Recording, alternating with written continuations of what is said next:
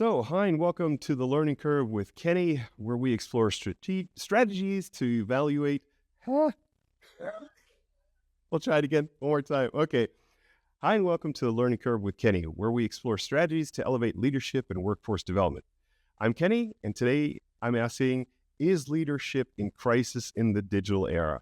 And if so, how can digital tools actually help, or do they rather hinder the whole process? With me today is Jeremy Blain. He's a global keynote speaker, consultant, expert in digital and workforce transformation, four-time best-selling author. The list goes on because now we get to the highlight. And he's also host of a top 1.5% podcast. So with that being said, welcome on the show, Jeremy. Thanks very much for having me, Kenny. Looking forward to the discussion.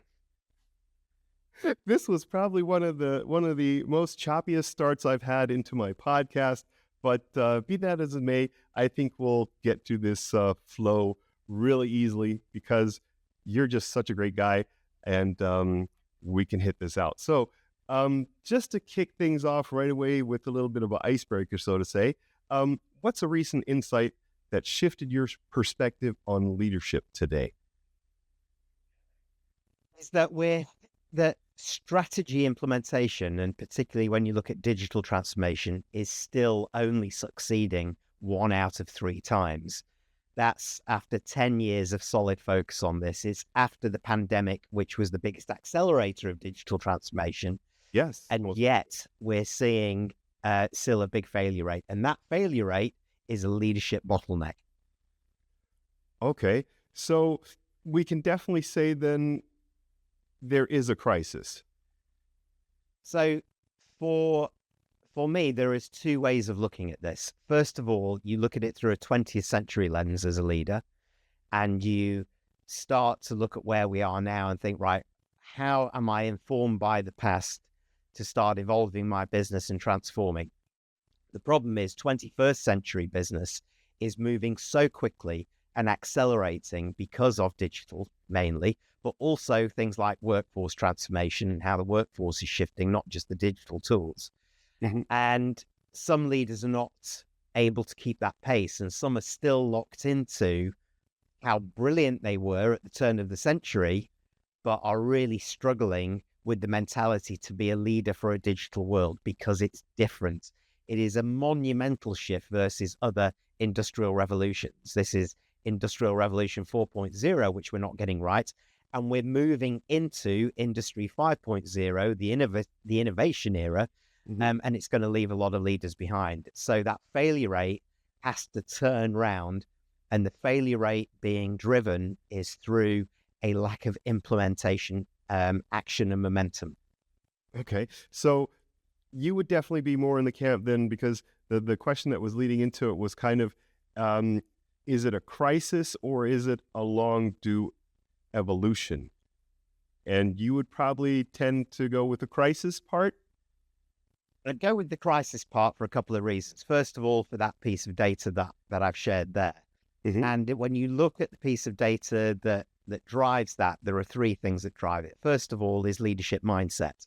So some leaders are not ready nor willing to adapt and build skills at the speed that they need to, because I think they're immobilized, some of them, but some of them also don't think they need it.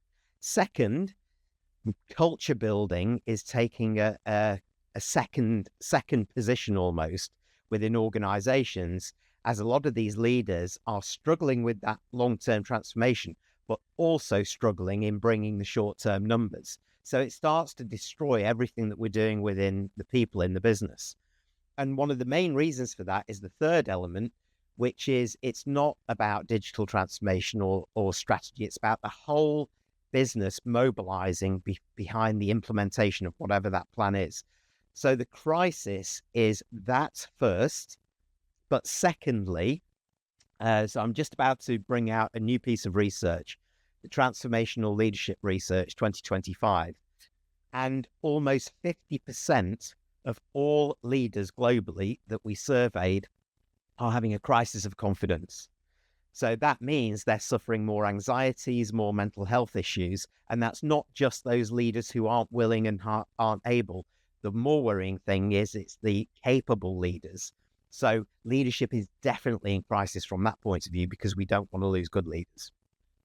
Wow. Okay, that was a lot to take in. So, but let's dive into one more part that that I also think relevant in this whole discussion is: can digital tools help during the tough times of this confusion and disconnect? That is it possible to alleviate some of those problems or issues that you addressed through the use of digital tools?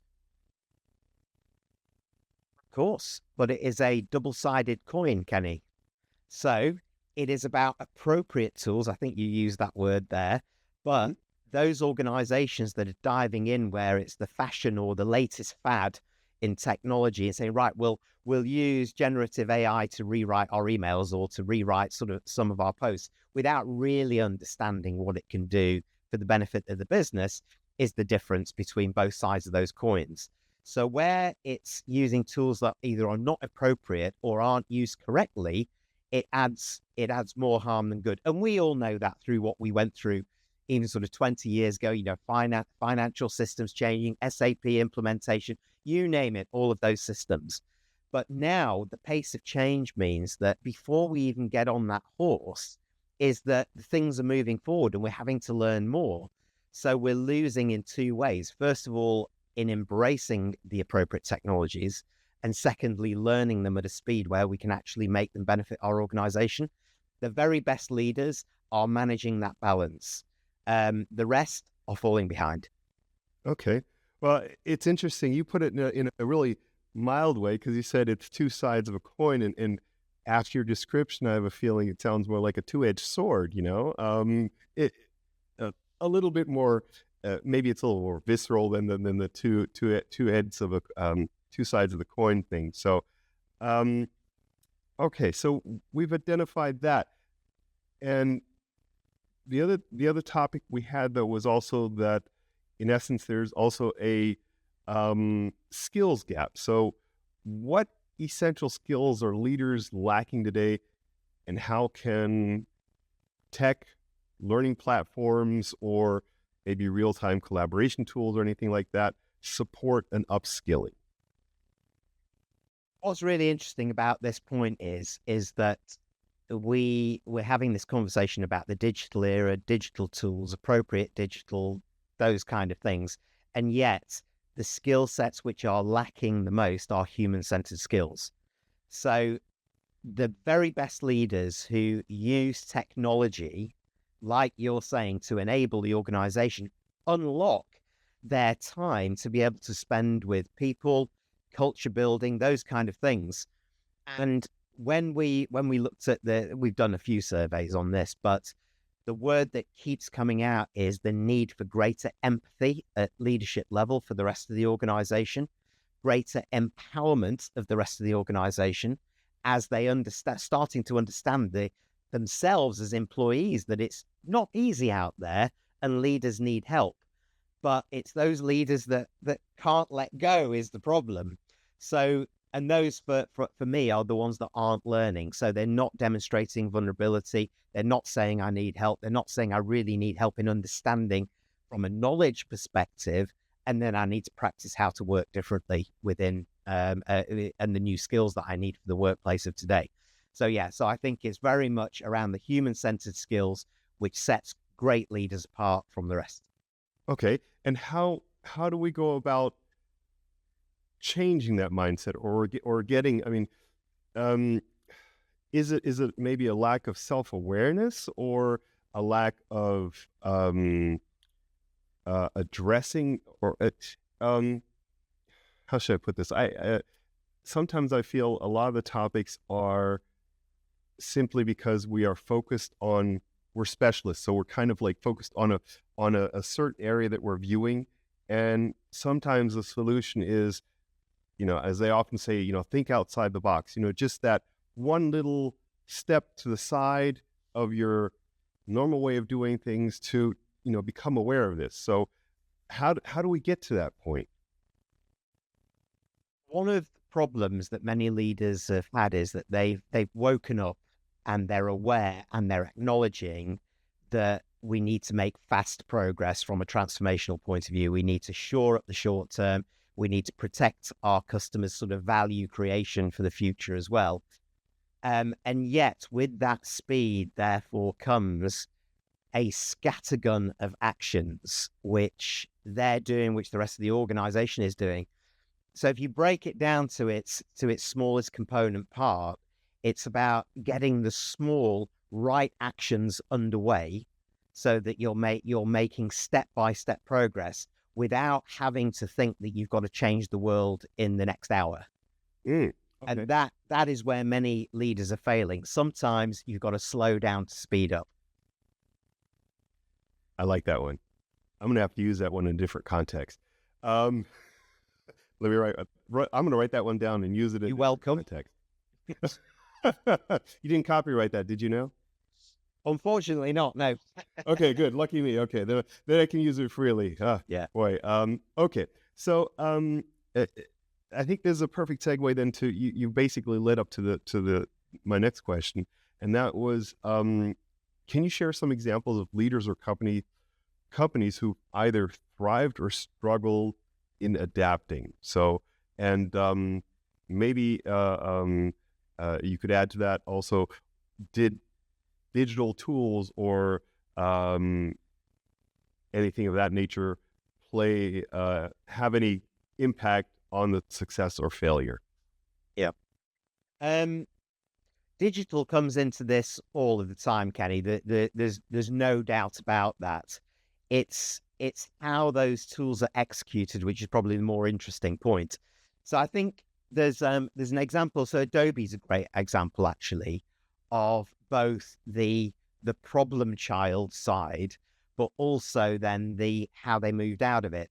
So it doesn't become necessarily an individual leader's problem or opportunity to stand up and say, we need something.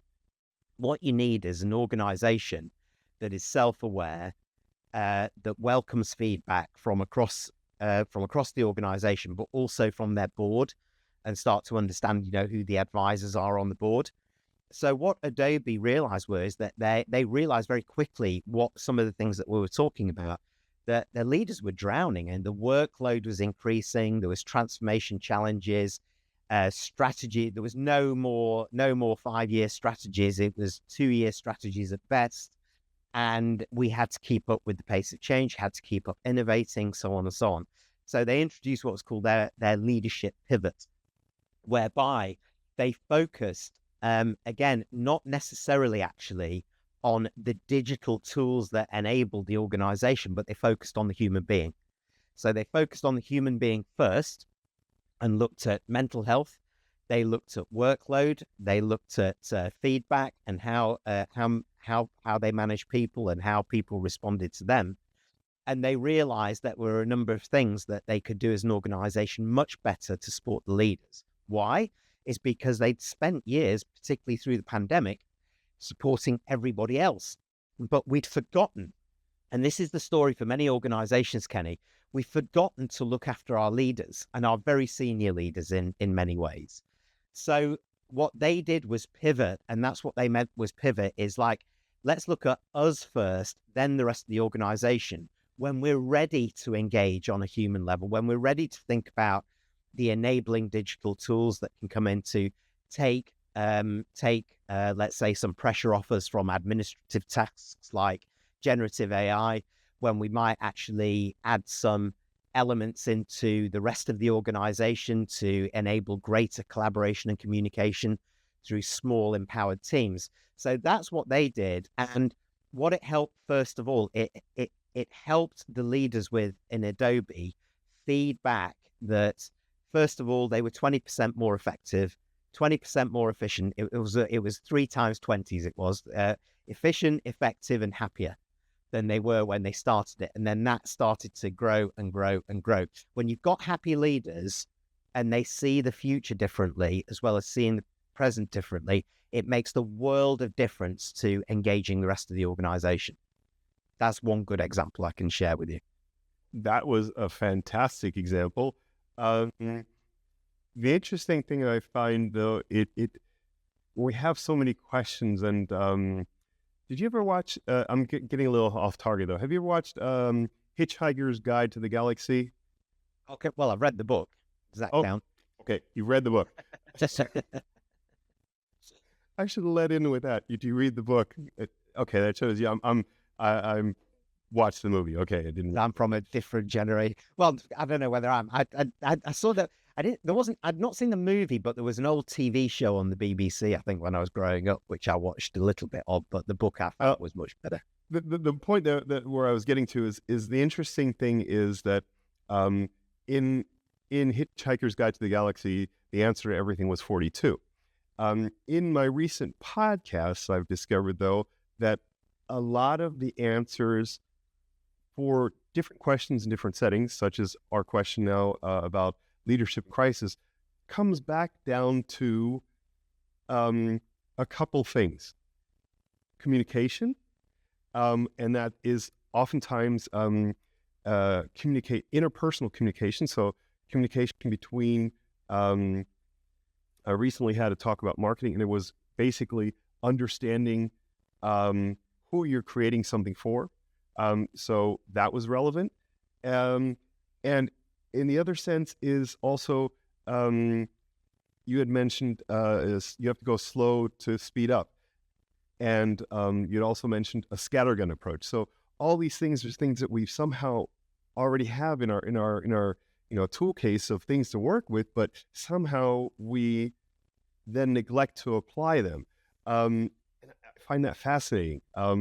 That in that sense, some of the solutions that you've already that you've suggested come back to a couple basics. Or how do you see that? Would you agree with that? If I've explained myself correctly, I hope. Yeah, it does. It does. But sometimes, if you think of it this way, that the winds outside of your company, if you like, are blowing faster and stronger than they are internally. So you can fall into a sense of security or a false sense of security in the organization, saying we've got time, we can do this, and then suddenly a new competitor pops up, or one of your existing competitors makes a bold move forward and you're kind of caught out, or something catches you out in the marketplace because we're just too internalized. I think if we're too internalized, then we miss some of these obvious things that you're talking about, because we're just going along like we always did. Why, if it's not broke, why do we need to fix it type thing? But then there is the other side, which is, with the best will in the world, and it's the questions you've been asking me here, is that, no, let's embrace digital tools. Let's do something differently. You have a cautionary tale from Nike, the organization, with the CEO at the time was John Donahoe, took a bold leap forward. You probably know this story, towards data-driven direct consumer model by prioritizing the kind of digital platforms and analytics and data-driven decision-making that we've sort of started to touch on earlier in the conversation. So that strategy, though, meant that they were being inside-out focused instead of outside-in.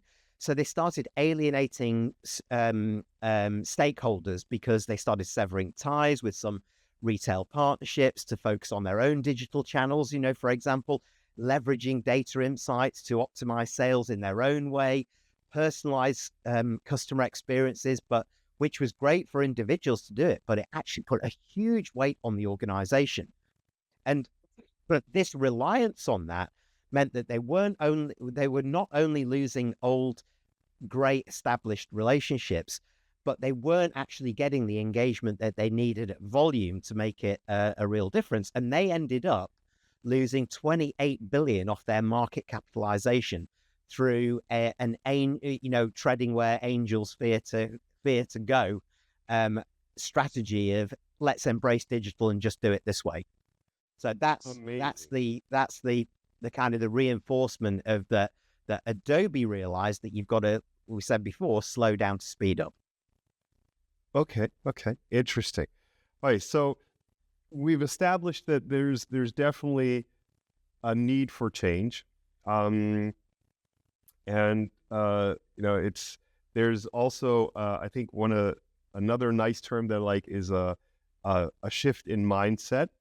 Um, and along that, I have two questions. One thing I haven't been able to really put this in order. So first of all, if you have what shifts are key for leaders, or what mind shifts are key for leaders today?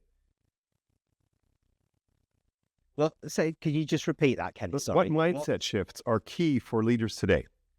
Right. Okay. So I could probably summarize this in the movement from what to how. So traditionally, leadership, we've been very comfortable in focusing on what we need to achieve, right? Here's our strategy for the next 3 years, go and execute it, and so on. What leaders haven't been very good at necessarily, because perhaps in the past they've not needed to, is how we execute it successfully. They've kind of taken a step back. The leadership question of the day has shifted now from what to how to execute successfully, because remember, 1 in 3 only succeeds in terms of plan, strategy, execution, transformational executions. So that focus from a leader shift point of view in your mind to being, well, I know what I'm going to do. So now I've really got to put my power behind how we do it as leaders, how we do it as management, how we support the rest of the organization to execute. Because it's very rarely that the leaders would blame themselves if the strategy fails. Well, you didn't execute it very well, employees. So we're going to have a new strategy now, and we're going to have layoffs, where actually the fault lies potentially at leadership level. And it's about time leaders kind of acknowledge that we need to focus differently. That's the mindset shift that I'm looking at, that movement from what to how to. Okay, fantastic. There's one more term in this whole thing. With the shift of mindset, there's also a term that I've been hearing a lot about, and maybe you can explain a little about this topic, because it's in the wheelhouse of this whole thing. What does it mean to develop digital fluency? What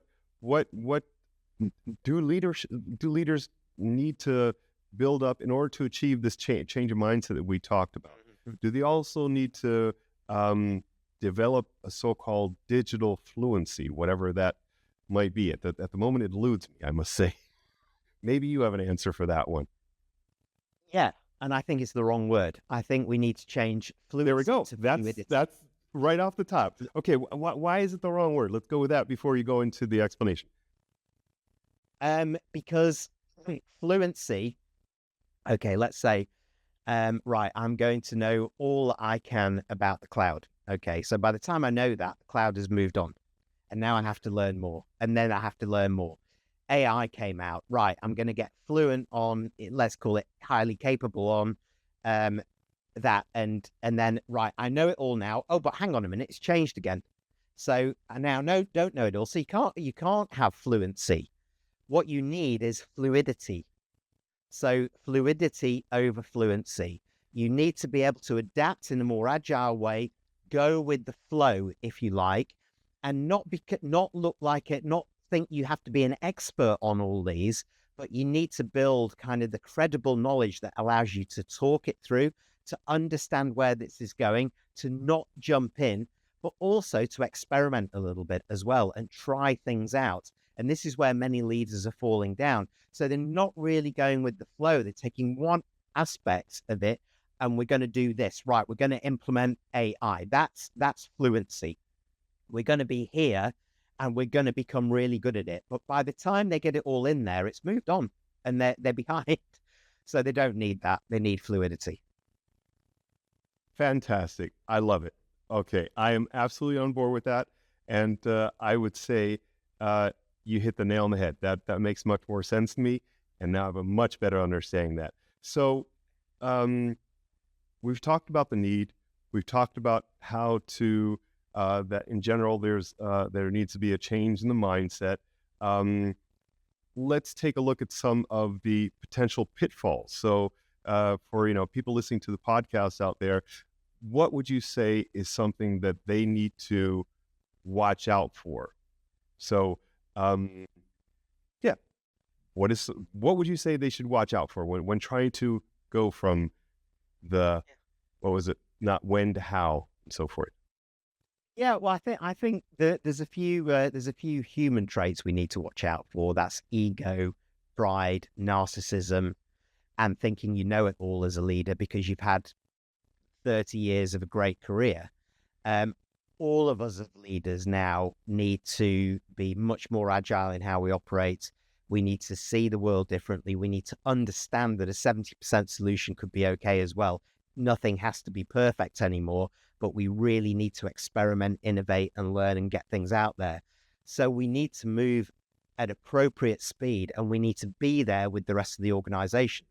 Because what's happening is you've got a narrowing of the capability gap in many organizations globally as the new generations are coming in. They're embracing a lot of the digital tools that we're talking about. We're all learning at the same pace when a lot of the new things are coming down at us pace, like generative AI, let's say, blockchain's coming, Web3's coming, the metaverse is coming, all of these things. So we're on a level playing field.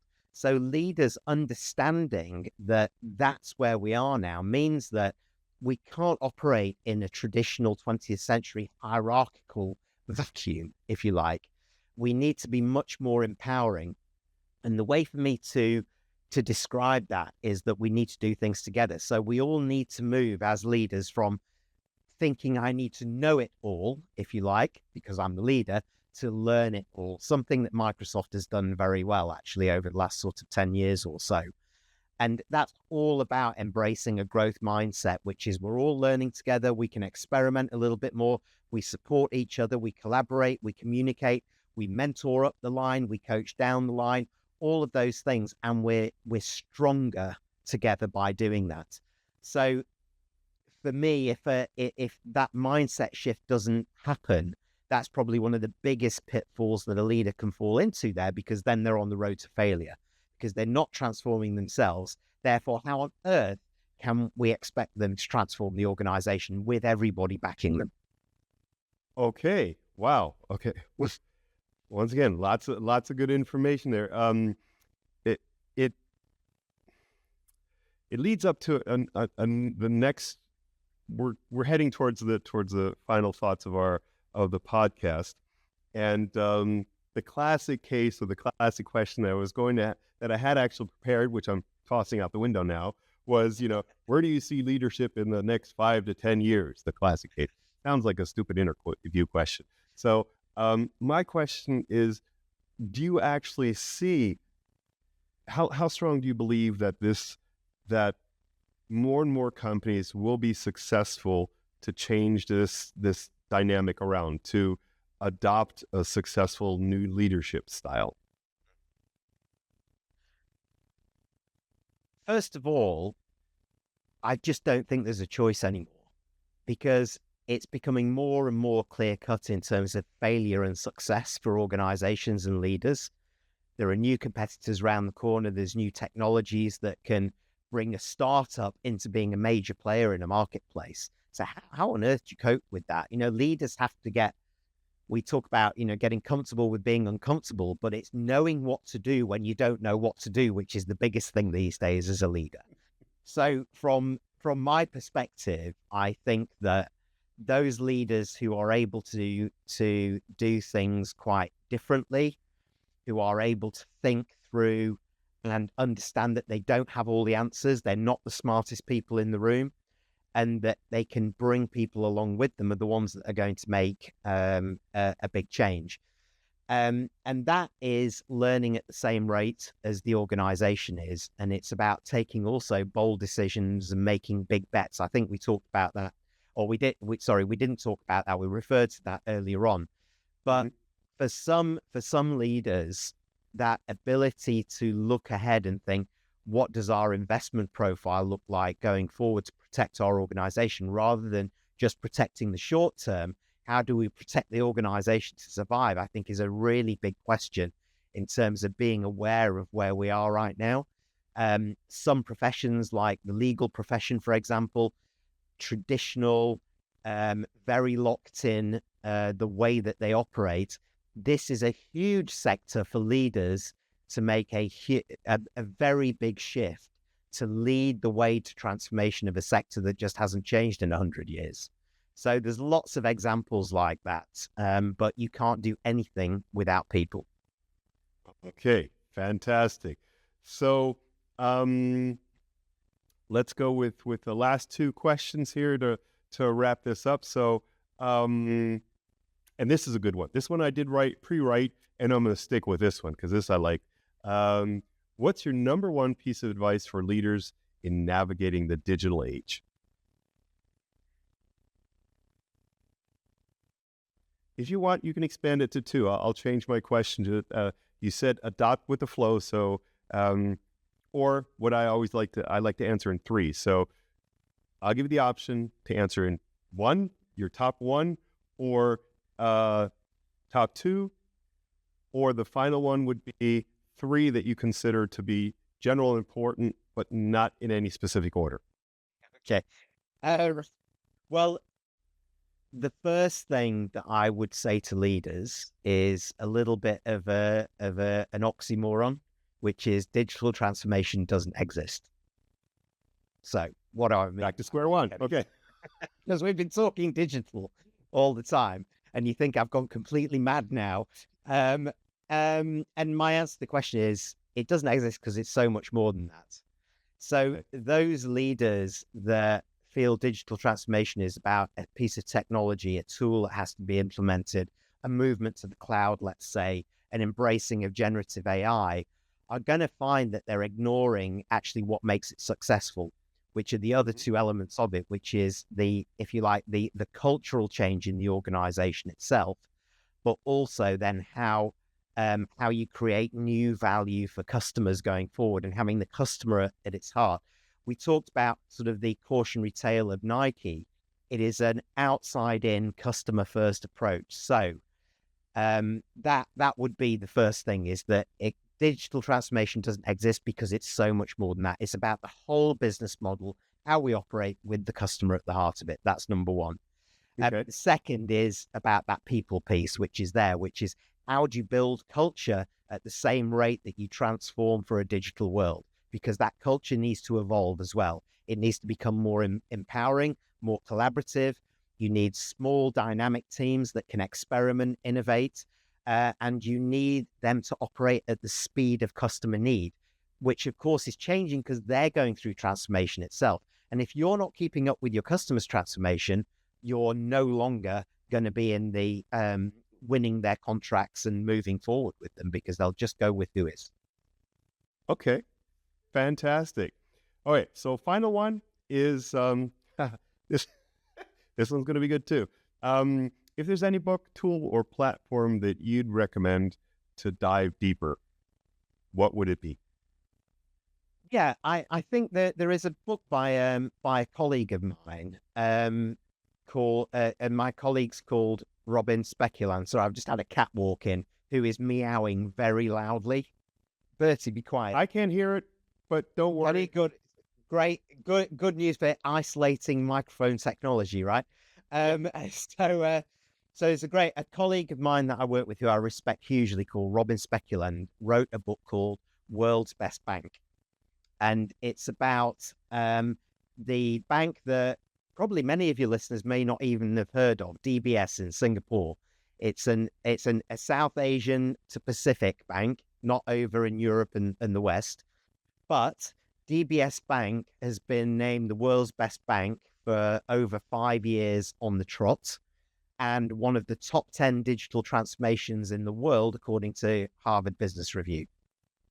Their enlightened CEO, Piyush Gupta, is a leader for all leaders to take note of, because this is a Singaporean company.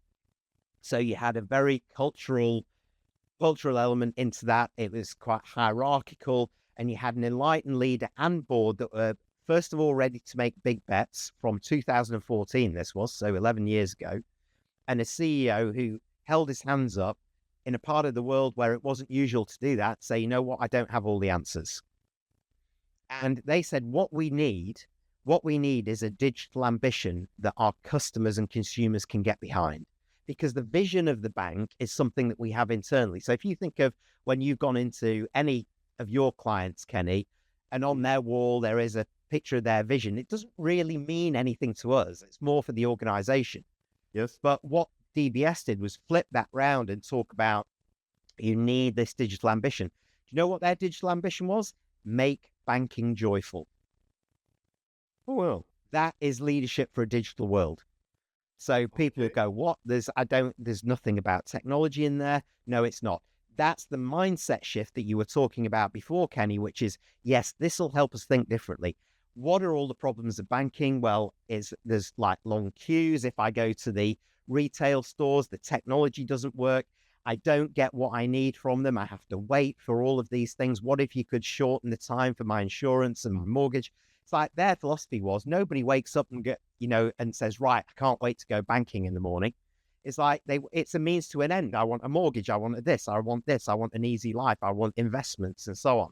So World's Best Bank is the story of how they digitally transformed, which echoes my point that it's about whole business transformation. It's an excellent read with lots of how-to advice for leaders and organizations. Okay, you've pitched that one so good that I am actually thinking about reading that one. And since there's no movie... Thinking about, Kenny. Small steps. You said sometimes you have to go slow. Yes, that's true. I'm going small to, steps. Look at the summary. I'm going to accelerate by reading the book and not waiting for the movie to come out, which I'm sure will be the next thing. So I just have to say thank you very, very much for being on the show. So that's it for this episode of The Learning Curve with me, Kenny. And huge thanks again to Jeremy Blain for dropping all this great knowledge on us. And if you enjoyed today's insights, hit subscribe, share it, and leave us a review. And remember, sometimes the best way to lead is through disruption. So go out there and disrupt. The Learning Curve with Kenny is presented to you by Share IMC, one of the leading providers of digital learning solutions. Make sure not to miss any of our seasonal content by subscribing in the podcast app of your choice.